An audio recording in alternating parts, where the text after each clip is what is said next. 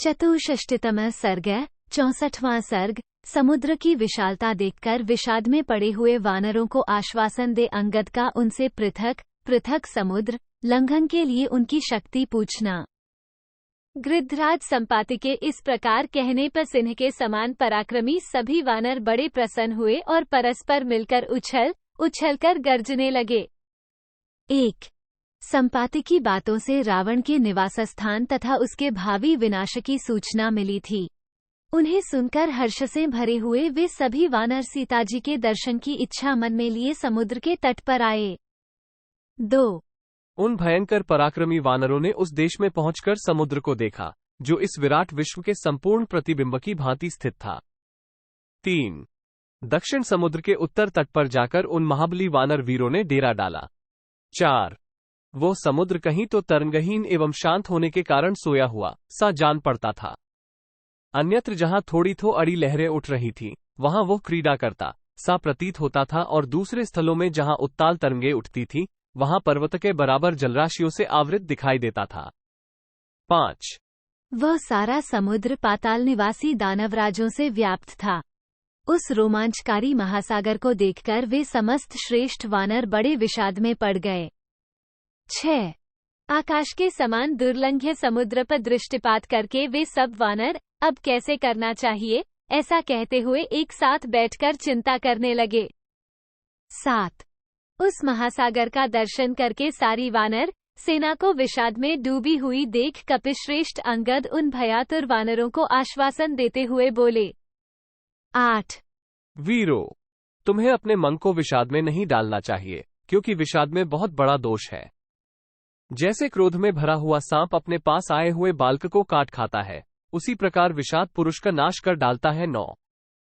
जो पराक्रम का अवसर आने पर विषादग्रस्त हो जाता है, उसके तेज का नाश होता है। उस तेजोहीन पुरुष का पुरुषार्थ नहीं सिद्ध होता है। 10। उस रात्रि के बीत जाने पर बड़े बड़े वानरों के साथ मिलकर अंगद ने पुनः विचार आरंभ किया। 11। उस समय अंगद को घेरकर बैठी हुई वानरों की वह सेना इंद्र को घेरकर स्थित हुई देवता की विशाल वाहिनी के समान शोभा पाती थी। 12। वालिपुत्र अंगद तथा पवन कुमार हनुमान जी को छोड़कर दूसरा कौन वीर उस वानर सेना को सुस्थिर रख सकता था। 13। शत्रुवीरों का दमन करने वाले श्रीमान अंगद ने उन बड़े बूढ़े वानरों का सम्मान करके उनसे यह अर्थयुक्त बात कही। 14। सज्जनों, तुम लोगों में कौन ऐसा महातेजस्वी वीर है जो इस समय समुद्र को लांघ जाएगा और शत्रुघ्न सुग्रीव को सत्य प्रतिज्ञ बनाएगा? 15। कौन वीर वानर 100 योजन समुद्र को लांघ सकेगा, और कौन इन समस्त युद्धपतियों को महान भय से मुक्त कर देगा?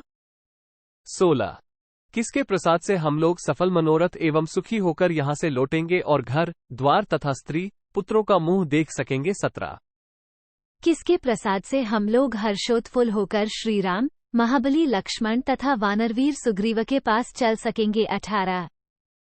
यदि तुम लोगों में से कोई वानरवीर समुद्र को लांघ जाने में समर्थ हो तो वो शीघ्र ही हमें यहाँ परम पवित्र अभय दान दे। 19। अंगद की यह बात सुनकर कोई कुछ नहीं बोला। वह सारी वानर सेना वहां जडवत स्थिर रही। 20।